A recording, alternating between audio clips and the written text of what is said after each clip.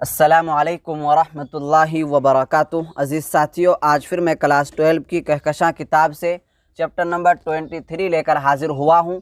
अगर आपने पहले के बाकी वीडियो को नहीं देखा है तो आप उसको ज़रूर देखें, उसका लिंक डिस्क्रिप्शन में मौजूद है, आप वहाँ जाकर ज़रूर देख लें। तो चलिए हम लोग अपना सबक शुरू करते हैं। तो दोस्तों, आज के वीडियो में और आज के सबक में हम लोग फसाना-ए अजाइब दास्तान को पढ़ेंगे कि जिसके लेखक का नाम मिर्ज़ा रजब अली बेग सरवर है।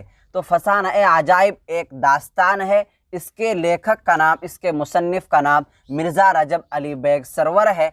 इसीलिए हम लोग सबसे पहले आज के वीडियो में दास्तान को पढ़ेंगे, दास्तान की तारीफ़ को पढ़ेंगे कि दास्तान किसे कहते हैं, किस तरीक़े की कहानी को दास्तान कहते हैं। उसके बाद मिर्ज़ा रजब अली बेग सरवर के बारे में जानेंगे कि इनकी पैदाइश कब हुई, इनकी वफ़ात कब हुई और इन्होंने अपनी ज़िंदगी में कौन कौन से कारनामे अंजाम दिए। उसके बाद फसाना-ए अजाइब दास्तान के ख़ुलासा को पढ़ेंगे कि इस दास्तान के अंदर किन बातों को बताई गई हैं और सबसे आखिर में इस चैप्टर से मुख्तसर तरीन सवालात को हल करेंगे। इसलिए आपसे गुजारिश है, आपसे अपील है कि आप हमारे साथ बने रहें और आपके दोस्त अहबाब में से जो भी क्लास 12 में हो तो उसको इस सीरीज़ के साथ ज़रूर जोड़ने की कोशिश करें। तो चलिए हम लोग अपना सबक शुरू करते हैं।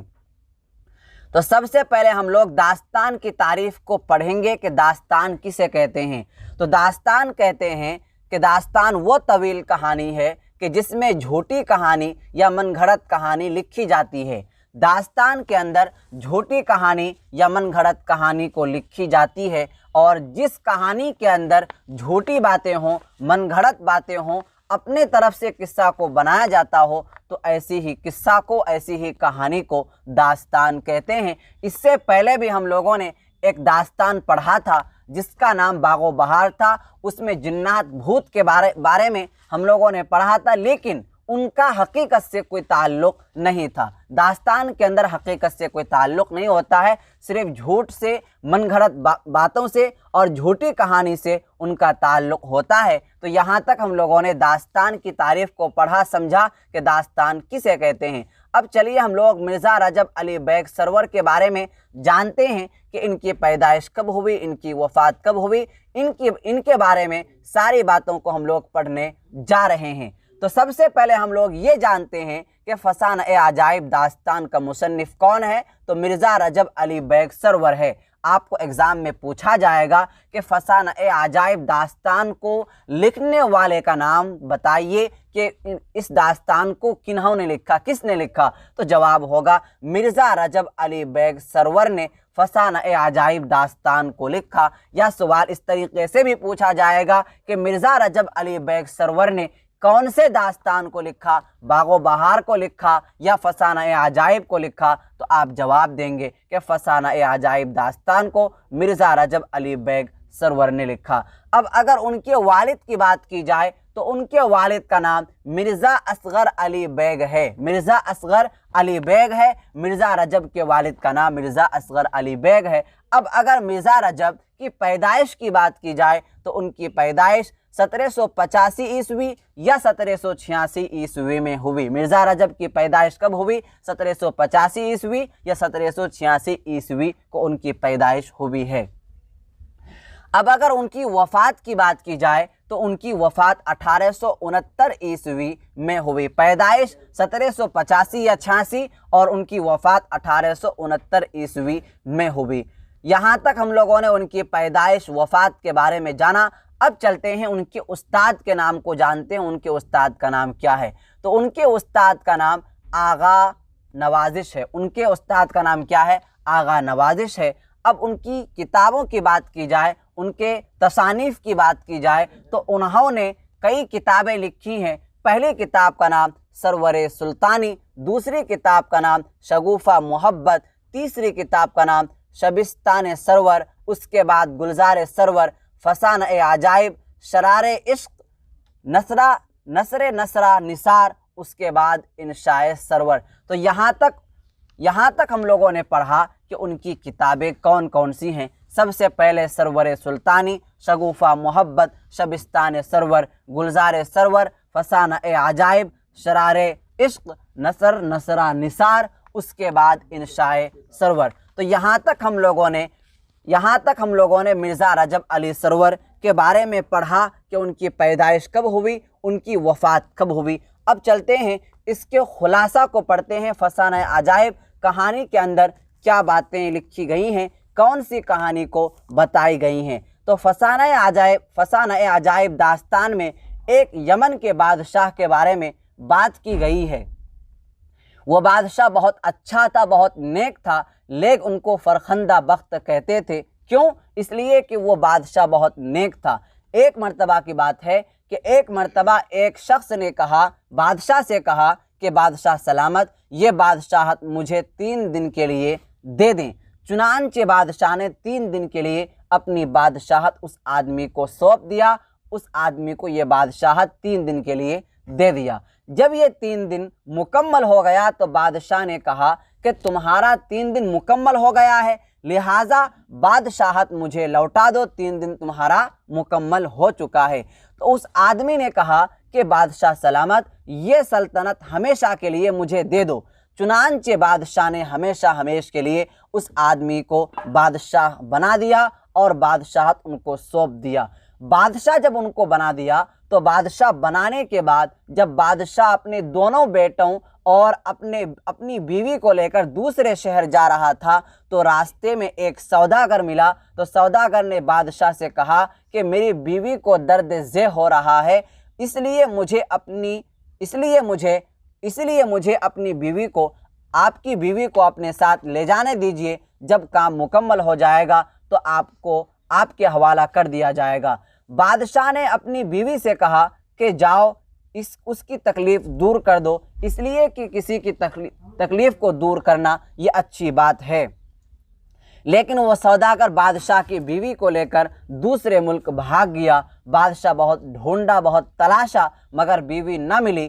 تو اپنے دونوں بیٹوں کو لے کر اپنے سفر کو آگے بڑھایا تو ایک ندی راستے میں ملی، لیکن اس ندی کے اندر کوئی پل، کوئی بریج نہیں تھا، اس لیے تیرنا ہی پڑا۔ جب بادشاہ تیرنا شروع کیا تو ایک بیٹے کو کنارے پر رکھا اور دوسرے بیٹے کو اپنے کندھے پر رکھ کر تیرنا شروع کر دیا۔ دیکھتے ہی دیکھتے کچھ منٹ بعد کنارے والے بیٹے کو بھیڑیا کھانے لگا اور کندھے والے بیٹا کندھے سے گر گیا۔ یہاں تک یہ داستان ختم ہوتا ہے اور یہیں تک کتاب کے اندر لکھا ہوا ہے کہ اس کہانی کے اندر کیا کیا باتیں ہیں۔ تو سب سے پہلے ہم لوگوں نے مرزا رجب علی بیگ کے بارے میں پڑھا، اس کے بعد اس فسانہ عجائب داستان کے خلاصہ کو ہم لوگوں نے سمجھا، پڑھا۔ اب چلتے ہیں ہم لوگ اس چیپٹر کے مختصر ترین سوالات کو حل کرتے ہیں، جس میں سوال نمبر 1 میں پوچھا جا رہا ہے کہ فرخندہ بخت کس کو کہا گیا؟ فرخندہ بخت کس کو کہا گیا؟ تو جواب ہوگا یمن کے بادشاہ کو فرخندہ بخت کہا گیا۔ اور کیوں کہا گیا؟ اس لیے کہ یمن کے بادشاہ بہت نیک تھا، بہت صالح تھا، ان کا دل بہت نرم تھا، اسی لیے ان کو فرخندہ بخت کہا جاتا تھا۔ سوال نمبر 2 میں پوچھا جا رہا ہے سائل کو کیا ملا؟ سائل کو کیا ملا؟ یعنی بادشاہ سے جس شخص نے سوال کیا تھا اس کو کیا ملا؟ تو جواب ہوگا تاج و تخت ملا، یعنی بادشاہ نے اس آدمی کو سونپ دیا۔ سوال نمبر 3 میں پوچھا جا رہا ہے کہ بادشاہ سلطنت چھوڑ کر کہاں گیا؟ بادشاہ سلطنت چھوڑ کر کہاں گیا؟ تو جواب ہوگا بادشاہ سلطنت چھوڑ کر دوسرے شہر چلا گیا۔ سوال نمبر 4 میں پوچھا جا رہا ہے کہ سوداگر نے بادشاہ کے ساتھ کیا سلوک کیا؟ سوداگر نے بادشاہ کے ساتھ کیا سلوک کیا؟ تو جواب ہوگا سوداگر نے بادشاہ کے ساتھ دھوکہ بازی کا سلوک کیا۔ کیوں؟ اس لیے کہ سوداگر نے بادشاہ کی بیوی کو لے کر دوسرے ملک بھاگ گیا۔ سوال نمبر 5 میں پوچھا جا رہا ہے کہ بادشاہ کی بیگم یعنی بیوی کس کے ساتھ گئی؟ تو جواب ہوگا بادشاہ کی بیگم یعنی بیوی سوداگر کے ساتھ چلی گئی۔ سوال نمبر 6 میں پوچھا جا رہا ہے شامل نصاب داستان کے مصنف کون ہیں؟ शामिल निसाब दास्तान के मुसन्निफ कौन हैं? तो जवाब होगा मिर्ज़ा रजब अली बेग सरवर है। सवाल नंबर 7 में पूछा जा रहा है रजब अली बेग सरवर की पैदाइश कब हुई? तो जवाब होगा 1785 ईस्वी या 1786 ईस्वी को हुई। सवाल नंबर 8 में पूछा जा रहा है कि रजब अली बेग सरवर के वालिद का नाम क्या है? तो जवाब होगा मिर्ज़ा असगर अली बेग है। सवाल नंबर 9 में पूछा जा रहा है कि सरवर का इंतकाल कब हुआ, यानी मिर्ज़ा रजब अली बेग सरवर का इंतकाल कब हुआ? तो जवाब होगा 1869 ईस्वी को मिर्ज़ा रजब अली बेग सरवर का इंतकाल हो गया, वो इस दुनिया से चल बसे। तो सबसे पहले हम लोगों ने आज के वीडियो में दास्तान को पढ़ा कि दास्तान किसे कहते हैं। उसके बाद मिर्ज़ा रजब अली बेग सरवर के बारे में जाना कि उनकी पैदाइश कब हुई, उनकी वफ़ात कब हुई। उसके बाद फसाना अजाइब दास्तान के खुलासा को हम लोगों ने हल किया, पढ़ा, और सबसे आखिर में इस चैप्टर से मुख्तसर तरीन सवालात को हम लोगों ने हल किया। मैं उम्मीद करूँगा कि आज का सबक आपने मुकम्मल तौर पर समझ लिया होगा। कहीं भी दिक्कत हो, कहीं भी परेशानी हो तो आप कमेंट बॉक्स में अपना सवाल ज़रूर लिखें। इंशाअल्लाह आपको आपके सवाल का जवाब बहुत जल्द दे दिया जाएगा। साथियों, 12वीं क्लास की उर्दू की मुकम्मल तैयारी के लिए हमारे YouTube channel ideal Urdu classes को सब्सक्राइब करें और रोज़ाना के सबक का PDF लेने के लिए नीचे दिए गए नंबर पर राब्ता करें 9934753942। इस नंबर पर आप हमसे कांटेक्ट कर सकते हैं और रोज़ाना के सबक का PDF ले सकते हैं। अगर आप हमारे ऑफिशियल ग्रुप से ज्वाइन नहीं हुए हैं तो आप हमारे ऑफिशियल ग्रुप से ज्वाइन हो जाएं।